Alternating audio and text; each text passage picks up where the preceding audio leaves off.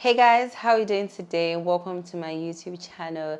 It's your girl Yechi here with a much needed life update and one of the hardest videos I think I would ever film or have ever filmed. Let me put it that way. But I just wanted to do like this life updates because I've experienced some crazy ass life changes in the past months, and I have shared everything or most of what has happened on Instagram, but I still feel the need to come here on YouTube and talk about it, just because I don't want to assume that everybody here is on Instagram and vice versa, something like that. I want to believe that there are people that are here that just might not totally know everything that has happened to me in the past few months. Yeah, so a lot has happened and I don't even know where to start from. I think I'm just going to start from yeah, like according to dates. Let me see, like the earliest to like the latest. Yeah, so things like that. That's how I'm going to start from. But I just really want to know how you guys are, because I know that when I do like life updates or when creators do life updates, just sharing about themselves. But I really want to know how you guys have been and what, updates or changes have happened in your life recently. Let me know in the comments. Okay. So let's begin. Grab a drink because you're gonna need it, and let's talk. Let me just share basically everything that has happened. Yeah. So the earliest life change would be me quitting my job. Yes. So I have been working for Money Africa. I worked in Money Africa for like a year and a month. And it was like through my NYSC, and then after that, like a month after that, because I still had the privilege to keep on working, I decided to quit. And my reason was majorly because one, I really wanted to focus on my brand. Two, I didn't have, or I wasn't going to have the physical presence that was required for me to do the work in Lagos. So it was a major thing tying me down in Lagos, and I really wanted to leave. So shortly after that, I left to Ghana, and my trip to Ghana was meant to be quite long. I didn't stay the full time I was meant to stay in Ghana. So it was meant to be quite long. I wanted a new environment. I wanted a new space, basically. So I just, I didn't want to be present in Lagos, and my job required me to be present in Lagos to an extent. Yes, so that's one of the reasons why I quit. I majorly wanted to focus on my brand, my small business that I'm running as well. So those were like I would say those were like the two major reasons why I left. But I'm very, very grateful for the time that I had there. It was like my first time working in a team of, like, I would say above 5 people. Yes. So normally when I work with like companies, brands, usually like small team, maybe just me and the founder sometimes, me and maybe like 2 or 3 other people. But like this time we're a lot more. It was my first time working in a team, and I definitely learned lessons. I made friends. Like the 2 people I work with closely, we still talk to date, and I'm so happy that work brought us together because they are so amazing. So I'm definitely very grateful for everything that I learned. I'm grateful for the opportunity. I learned so much about money. It's one thing for you to work for a company and their product doesn't have a place in your life. And it's another thing for you to work for a company and then they literally transform you. I remember the first time going to shoot with Tosin, that's the founder of Money Africa. She was always, trying to bring up, oh, hope you guys have stocks, hope you guys are interested in this. And she'll just be sharing like different things. And I would look like I just want to shoot and go, but I was literally like learning things, and it definitely impacted my relationship with money and just generally how I am with like making money, managing money, saving, investing, all of that. And I don't take it for granted at all. I'm very happy that I learned how to work with a team and just, yeah, I think I evolved. So from that experience, I can definitely see myself taking on bigger roles in like bigger companies with bigger staff size. Yeah. So after quitting my job, like I said, I went to Ghana to be with my sister for a while. Before my trip to Ghana, I was, somebody's just tired, because I remember that there was that serious force scarcity that lasted in Lagos for a while. And that force scarcity literally broke me. I was running here and there. I remember one particular time I had to film content for brands, and like I was looking for force. So I'd gone to Wando to queue, and then they told me that, oh, they are selling at Mobile or something like that. And all of us are literally running across the road with our kegs, and one car like nearly hits me. I was, man, I was so frustrated. Like I just wanted to be away from just everything. So the trip to Ghana was very, very timely. And I kind of just needed it. But during like my trip to Ghana, I was at home one day, and like my sister came back from work. Normally she came back like later than she normally would come back from work. This was ending of April. And she came back home. First of all, she was talking to me like normally, and then she just like sat down beside me on the bed and just told me that our elder sister, that's my second sister, had passed. And I remember like the first thing I said was, "You are joking." Like I looked her dead in the eye. Like me, I don't really like looking at people in the eyeball. I looked her like dead in the eye, and I'm like, "You're joking." And after that, like I started packing my things. I didn't, guys, I didn't even know where I was going to. It's not as if I had booked flights to return, or I had not moved like my return flights forward. I just started packing my box. I started everything that was around. I just started packing, because like nothing that I was doing there just made sense anymore. I'm just like, it's definitely a joke, and I really, really felt that way. I was like in denial. So like that night we went to Accra, and then we came back to, like I think like 2 days later we came back to Nigeria.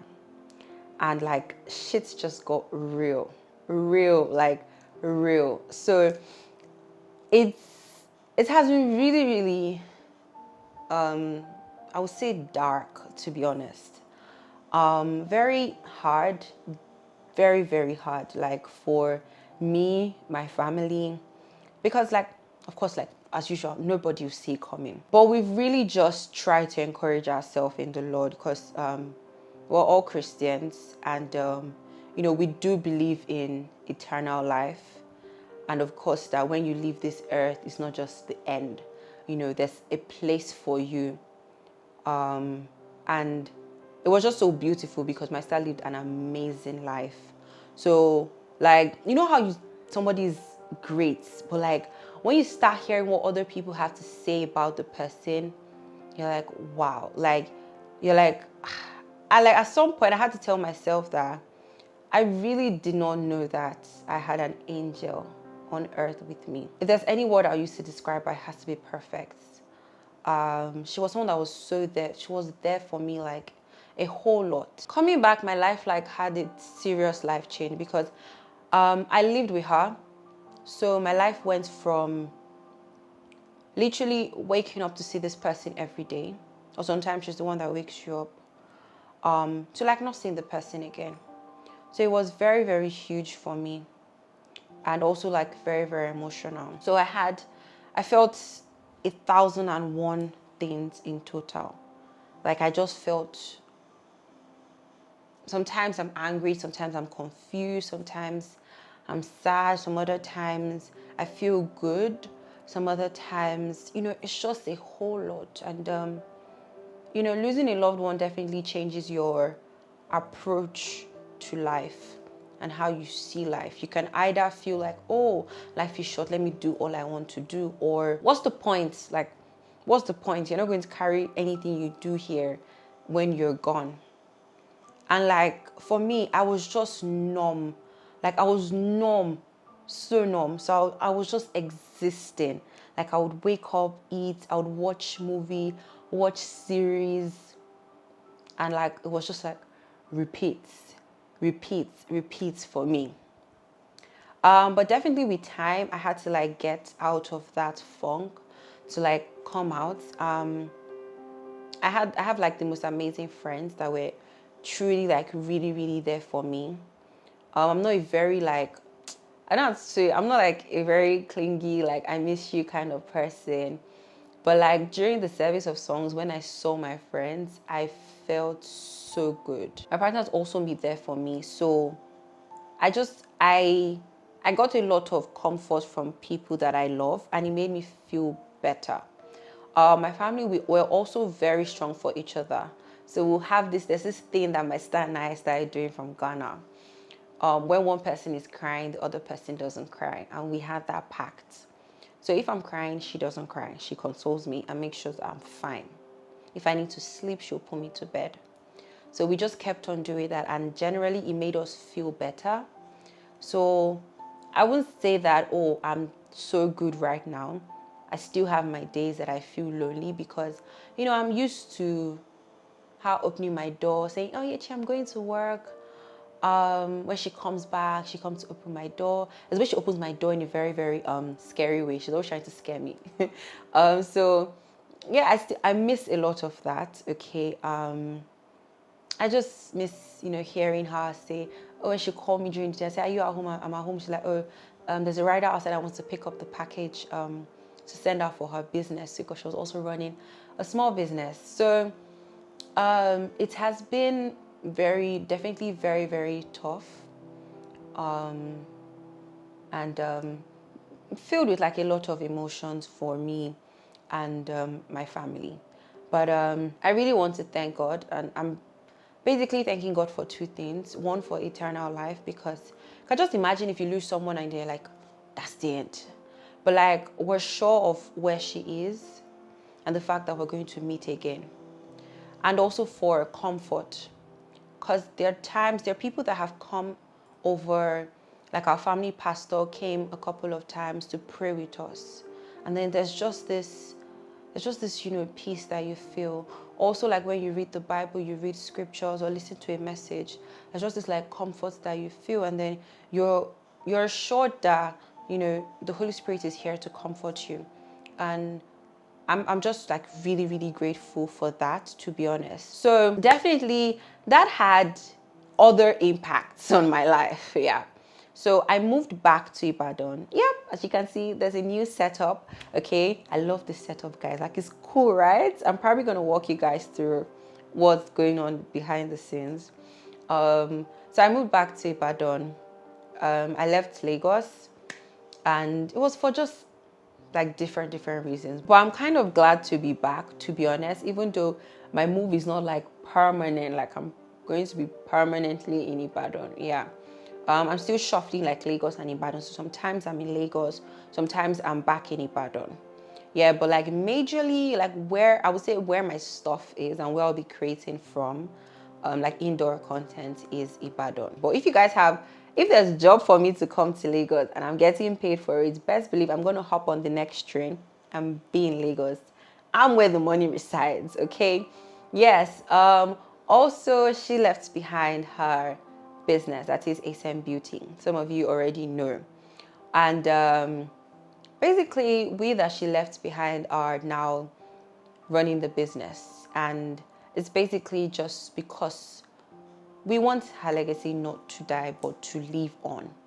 So all the visions, the dreams she had for the brand, we're working tirelessly to bring it to life. So that's like an additional thing for me. So ASM Beauty, we relaunched, I would say relaunched, yeah, kind of, or we came back into operations on the 19th of June. I'm quite excited about that, because I love the brand. Like I love it. Like even when she's like making products, I'm always trying to be there, packaging orders, and you know, creating content for the brand's page. Those are some of the things that I just really, really enjoy. She was so hardworking. She was doing this with like a full-time job, and she did it excellently well. But definitely all about just making sure that legacy lives on. Also, along I think like ending of May to like my PA stopped working with me. So that's one of the reasons why I even just found it very difficult to come back to like content creation, because like she was a helping hand with a lot of things that I was doing, and she had to leave because she was trying to go into a different career path. And of course, I don't want to be a stumbling block to anybody's growth. So I'm like, okay, that's definitely fine. But I'm very grateful for all she did for me during the time that she worked with me. Am I looking at hiring a new PA? At the moment, no. At the moment, no. Just because I'm shuffling cities. Like I really need somebody that will be present, like with me physically. And because I'm still like shuffling like cities, I'm not in a place like permanently. Um, I don't want that yet. I will definitely get one in the future because I feel like it's such a lovely have. Like to have a PA is so sweet. Um, so, but now for now, I don't want to get one. So like when that happened, I found it very difficult to come back to creating content. I remember like when the whole thing happened, one of the very first things that I did, I refunded brands. Like I refunded brands that there's some that already created their content, but I'm just like, I can't get myself to post this, engage with the post and all of that. So I just refunded. And I'm so grateful because some of the brands, when they noticed that I was back, they came back to me and said, okay, let's continue from where we stopped. And some even paid back to me. I'm very, very grateful because it made me feel really good, honestly. And a lot of people reached out to me when I just vanished. I even got emails, like for you to reach out to me, email asking me where I am. That's deep. I'm so grateful to you guys for messaging me, praying for me. Some of you at random send me encouraging messages, praying for me and my family. Like when I put it out there that I just put it out there that I don't really want a lot of messages. I just want you guys to pray for me. It was so obvious that I was being prayed for because I went from being tired to having strength. So I had strength to put my surroundings together because my quality of lifestyle was in the mud. To put my surroundings together, to then start thinking of how to create, how to come back, all of that. So I didn't really do anything to give me that strength. I just noticed that I was strengthened. And it was so good. I just knew that definitely this was God at work, and this is definitely someone's prayer out there. So I'm so grateful to everyone that took time to say a word of prayer for me. At this point, I'm looking at rolling out content, but of course at my pace. So I'm not trying to start everything at the same time or start running. Nah, I'm just going to roll out content at my pace. Like I said, I have more things that I'm now handling and I have less hands to do it. So before we're like two on this team, now it's just me again. Yes, even though there are times that I would now outsource some things. But it's like more work, less people. So I can't exactly have the same frequency that I had before. But you guys know that consistency is a big part of my brand. So it's not like I'm going to vanish or any like I'm not going to vanish. Okay. I'm currently still looking for ways to advance my career in digital marketing. Basically digital marketing to then transition into product marketing. So I'm still taking my course. The course has been it's taking longer than planned. You guys, I don't know anymore. I'm trying my best, but sometimes I just find it really difficult to stay on the course for long. And before you know it, I'm distracted by something else. So I'm still trying to take courses, and then after the courses, I will start applying for roles in that field. But the end goal is to go into digital marketing. I don't just want to be a content creator and influencer. I want to work with some top brands, be on their marketing team. So product marketing, growth marketing, I want to go into it and touch on it as much as I can. So I'm currently on this journey of transitioning from engineering to marketing, and I'm going to try my possible best to document this because I want to show people that it's okay if you did not really figure out your passion before going into school, or you might have been influenced by parents. We've seen that happen so many times. You can come out of school and then still excel in something different from what you studied in school Definitely it's not going to be easy, but I'm willing to like document my process just to show people that it is totally possible. Yeah, so that's it for like my life updates. I'm just looking for how to improve. So now I listen to more podcasts. So instead of listening to music while I'm bathing or doing my chores, I now listen to podcasts, and they just like make me feel better. I think I'll probably do a video talking about like my favorite podcast that I listen to at the moment. I'm also like reading books, working now, so I'm looking to just try and improve like my lifestyle and just feel better any way that I can. More healthy living, more healthy conversations. Yeah, but a lot of things have kept me entertained this period. First of all, Nigerian politics have to be like top of my entertainment because, bruh, elections are like few months away. And like the whole talk on Twitter is just so interesting. Also, Real Housewives of Lagos have kept me on my toes. I followed the whole season 1, and I'm so impressed by what Showmax pulled together. It was amazing to see that like come to life, and it was so interesting. And contrary to what a lot of people are saying, my favorite housemate was Laura, honestly, and I'm very sure I'm going to get some kind of backlash for this, but she was actually my favorite housemate. And why? Because her energy was consistent. She was that's I don't want to, I'm feeling sick, this, that, this. She was consistent with her energy. Also, I felt like she was more realistic with her dressing. Yeah, I really liked her dressing on the show too. It was more relatable. Like the other women, I'm not really sure what they were wearing on that show. So yeah, she was my favorite person. I don't know. See, you guys don't blame me. I tend to like problematic people on shows, reality TV shows like Big Brother Nigeria. I will always like the problematic person there. So please, just know that that's me. Because I feel like if you take her out of the first 6 episodes, it's boring. There's really nothing that went down like that. So I like the fact that she gave us some kind of drama. So yeah, thumbs up to you, Laura. I really hope they renew your contract for season 2. You deserve to come back for season 2. Guys, a few people already dragging me by my head. Yeah, so that's pretty much it for this life update. Thank you guys so much, okay, for all the love I've received during this period, all right? Yeah, it was nice talking to you guys. Of course, let me know your own life update. Did you get a new job? Did you get a new man? Did you get a new car? Did you get a new house? Do you live in a new city? Spill all the tea in the comment section, and I'll see you guys in my next video. Bye.